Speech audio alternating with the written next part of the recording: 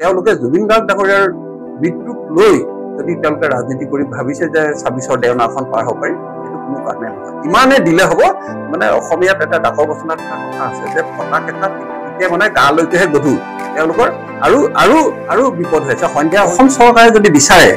সেই তেওঁলোকৰ পৰা মাটিখিনি প্ৰয়োজন হলে উচ্ছেদ কৰি হলেও মাটিখিনি ল'বলৈ, জুবিন ক্ষেত্ৰতো যাতে আমি এটা এনেকুৱা তেখেতক আমি জীয়াই থাকোঁতে যিখিনি সন্মান দিব লাগিছিলে, এই চৰকাৰৰ এই মানুহবিলাকে কিন্তু নিদিয়ে। এই জুবিন গাৰ্গ ডাঙৰীয়াক আমি শ্ৰদ্ধাঞ্জলি জনোৱা বুলি নহয়, আচলতে আমি কেতিয়াবাই জনাই গৈছে। বহুত আগতে জুবিন গাৰ্গ ডাঙৰীয়া যেতিয়া পাৰ্থিৱ শৰীৰে গুৱাহাটীত পাইছে, আমি তেতিয়াও সৰু-সজাই ষ্টেডিয়ামত গৈছো। পৰৱৰ্তী বিভিন্ন ঠাইত জুবিন ক্ষেত্ৰতো গৈছো বা তেওঁৰ পৰিয়ালৰ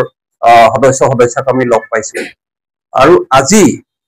কিন্তু আমি সমাজবাদী দলৰ বেনাৰত আমি কথা কোৱা নাই, অন্য ৰাজনৈতিক দলৰ নিচিনা নহয়। আমি সকলো হ'ল জুবিন অনুৰাগী। বহুত ইয়াত আমাৰ আছে যিসকলে জুবিন গাৰ্গ ডাঙৰীয়াক একেবাৰে ওচৰৰ পৰা পাইছে আৰু একেলগে ৰৈ ৰৈ বিনালে চিনেমাখন তেওঁলোকে দেখিছে। সেইখন চিনেমাটো তেখেতসকলে আগভাগ লৈছিলে আৰু তাৰ উপৰিও বিভিন্ন গানত বা তেওঁলোকে হয়তো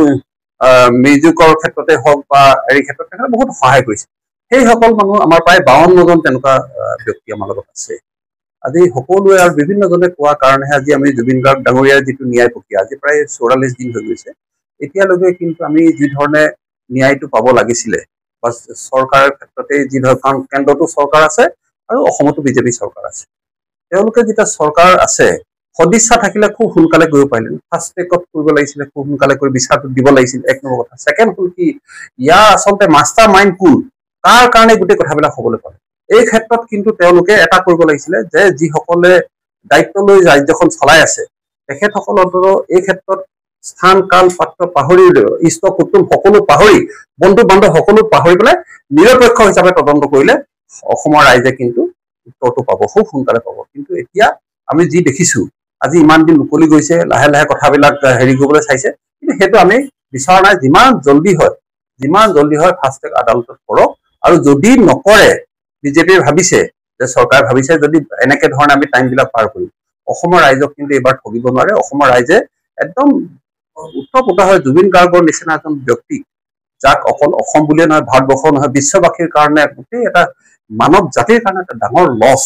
তেনেকুৱা এজন ব্যক্তিক আমিও বিচাৰো যে ন্যায় দিয়াটো খুব সোনকালে হওক। আমি যিসকল জুবিন অনুৰাগী সকলোৱে বিচাৰো সোনকালে ন্যায় দিয়ক। আৰু এই ক্ষেত্ৰত মুখ্যমন্ত্ৰী ডাঙৰীয়াই আগভাগ লওক। যধে মধে আবুল তাবুল কথা কৈ পেলাই এই কথাবিলাক কৈ থাকিব নালাগে। সেইকাৰণে তেওঁ নিৰপেক্ষ হিচাপে তদন্তটো যদি আগবঢ়াই দিয়ে, আমি ভাবো খুব সোনকালে ন্যায় পাব। আৰু যিসকল দোষী তেখেতসকলক কঠোৰ শাস্তি দিয়াটো আমি বিচাৰো। মুখ্যমন্ত্ৰীয়ে স্পষ্ট কৰিছে জুবিন গাৰ্গে দুৰ্ঘটনাত মৃত্যু আঁকোৱালি লোৱা নাই। মুখ্যমন্ত্ৰীয়ে কৈছে জুবিন গাৰ্গক হত্যা কৰা হৈছে।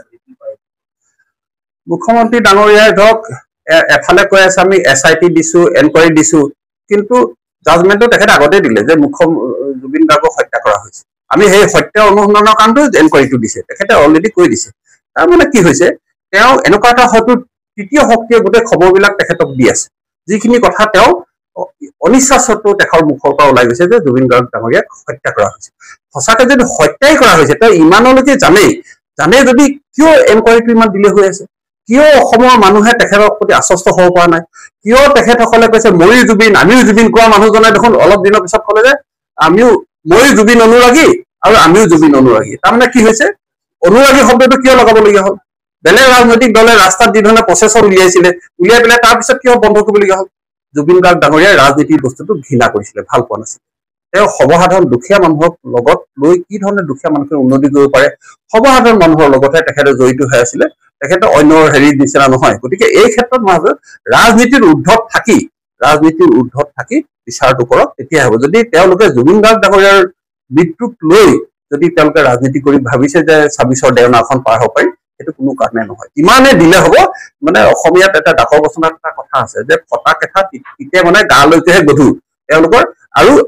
আৰু বিপদ হৈছে, সন্ধিয়া হৈছে আৰু ৰাতি হ'বলৈ আছেই, তেওঁলোকৰ আৰু বিপদ হ'ব। সেইকাৰণে কওঁ যিমান জল্দি পাৰে অসমৰ ৰাইজক আশ্বস্ত কৰক। কাৰণ ইমান দিনৰ পিছত মই যদি প্ৰায় জুবিন গাৰ্গ ক্ষেত্ৰত প্ৰায় ৰাতি কেতিয়াবা যাওঁ, প্ৰায় গৈ থাকো, গৈ ৰাতিও মই দেখো ইমান অগণন মানুহে আহিছে, চাবলৈ আহিছে, তেখেতৰ আহি পেলাই তেখেতক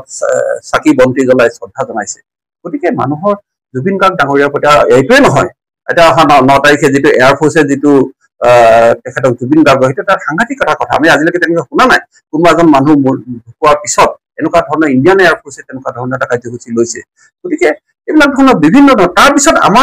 আমাৰ অসমৰ দায়িত্ব থকা মানুহজনৰ সূচনাটো কিয় অহা নাই মই ভাবো যে বিজেপি চৰকাৰে ইয়াতেই হওক কেন্দ্ৰত থকা সকলোৱে হওক সকলোৱে কিন্তু অনুসূচনাটো আহিব লাগে আৰু যিমান সোনকালে পাৰে তদন্ত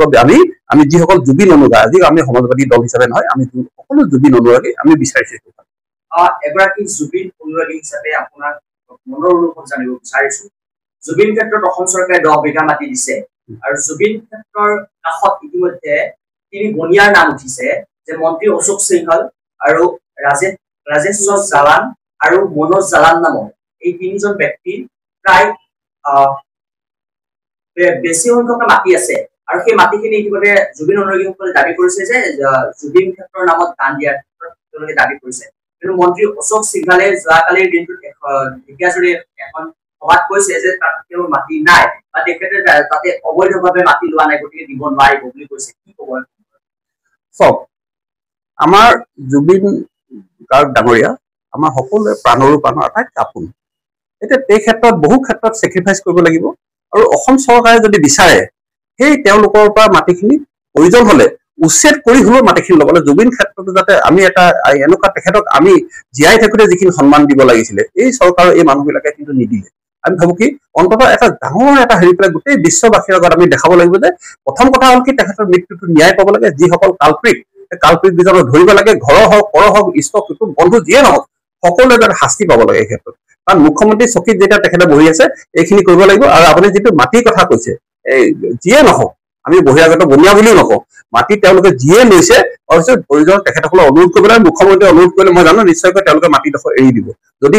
এৰি নিদিয়ে প্ৰয়োজন হয় তেওঁৰ আণ্ডাৰতে মন্ত্ৰী হৈ আছে তেখেতসকল দৰকাৰ পৰিলে মাটিডোখৰ উচ্ছেদ কৰক উচ্ছেদ কৰি হলেও আমাৰ ৰাইজক এটলিষ্ট অসমৰ ৰাইজক এই কথা মাটিডোখৰ যাতে দান কৰি এটা ভাল এটা আৰ্টত ধুনীয়াকৈ এখন জুবিন ক্ষেত্ৰ বনক যাতে এতিয়া যি ধৰণে মানুহ আহি আছে ডেইলি হাজাৰ হাজাৰ মানুহ আহি আছে সেই বস্তুত যাতে সঠিকভাৱে হয় ৰাইজে যাতে ভাল পায় আৰু সেই ধৰণে এটা কাম কৰিলে আমি সকলো মানে ইয়াত কোনো ৰাজনৈতিক কথা নাহে সকলো জাত পাতৰ কথা নাহে সকলোৱে কিন্তু এটা সকলোৱে আদৰি ল'ব ভাল পাব জুবিন গাৰ্গৰ মৃত্যুৰ লগত নাম সামোৰ হৈছিল শ্যামকানু মহন্ত আৰু শ্যামকানু মহন্তৰ নাম সামোৰ পোৱাৰ পিছতে আজিৰ দিনটোত তেখেতৰ ককাই স্বৰূপী মহন্ত ইতিমধ্যে তেখেতৰ নিজৰ দায়িত্বৰ পৰা অব্যাহতি লোৱা দেখিবলৈ পোৱা গৈছে বৰ্তমান সময়লৈকে ননী গোপাল মহন্তক তেখেতক ইতিমধ্যে বাৰে বাৰে আবেদন কৰিছে কেইবাটাও জাতীয় সংগঠনে আবেদন কৰিছে যে তেখেতে অব্যাহতি ল'ব লাগে গুৱাহাটী বিশ্ববিদ্যালয়ৰ পদৰ পৰা কিন্তু তাৰপিছত তেখেতৰ মানে একো কৰা নাই এতিয়ালৈকে যিহেতু তেওঁলোকৰ পৰিয়ালটোৱে নাম সামোৰ খাইছে আচলতে চাপৰিলে মেঘ নাৰায় তেওঁলোকৰ পৰিয়ালটো এই অসমৰ এটা সময়ত আমি দেখিছিলো আপোনাৰ সংবাদ মাধ্যমতে কিছুমান চেনেলে সংবাদ মাধ্যমে তেখেতসকলক ভাল পৰিয়াল বুলি কিন্তু আদৰি লৈছে ভালকে সন্মানো জনাইছিলে মাক দেউতাকক মাতি সন্মান জনাইছে সেইটো আমি দেখিছো সংবাদ মাধ্যমত কিন্তু সেই পৰিয়ালটো যে গৈ পেলাই যে ভাল আমৰ পুলিটো গৈ যে বকৰাণীত গজিব কোনোটো ভবা নাছিলে জুবিন গাৰ্গৰ নিচিনা এজন ব্যক্তি আৰু যিজন আমি দেখিছো সংবাদ মাধ্যমত মুখ্যমন্ত্ৰীৰ আটাইতকৈ কাষত থকা মানুহজনে হ'ল এই হেৰিজন এই কি কয় এই শ্যামকানু মহন্ত নামটো ল'বলৈকে বেয়া লাগিছে বাৰু যে কি নহওক সেইজনৰ তেনেকুৱা ইমান কাষত থকা মানুহজনে গতিকে এই কাষত থকা মানুহজনে যদি ইমান ঘটনা কৰিছে মুখ্যমন্ত্ৰী ডাঙৰীয়া হয়তো বহুত কথা জানে এতিয়া হয়তো অলপহে কৈছে মই ভাবো কি গোটেই কথাখিনি তেওঁ ৰাজহুৱা কৰিব লাগে আৰু এই বিচাৰ প্ৰক্ৰিয়াটোত তেখেতে সহযোগ কৰি কি ধৰণে গোটেই কালপিত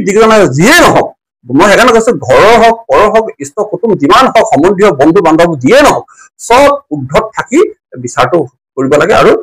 দুখীক কঠোৰ শাস্তি দিব লাগে তেতিয়াহে কিন্তু আমি অসমীয়া মানুহৰ এটা কথা আছে যে অসমীয়া মানুহসকল সদায় খুব অতিথি পৰায়ণ বুলি কয় অতিথি পৰায়ণ বুলি আমাৰ যিটো হস্পিটেলিটি সেইটো সকলোৱে খুব আদৰে লয় কিন্তু এই কথাবিলাক যদি এই ধৰণে কৰে কিন্তু তেতিয়াহ'লে কিন্তু অসমীয়া মানুহৰ সেই যিটো কথা মানুহে কৈ থাকে সেই কথাটো কিন্তু নাইকিয়া হ'ব মই বিচাৰো সোনকালে কৰিব লাগে আৰু উচিত ফাষ্ট ট্ৰেকত কৰিব লাগে আৰু যি আচল কালপিত তেওঁ ধৰিব লাগে সেইটো মই বিচাৰো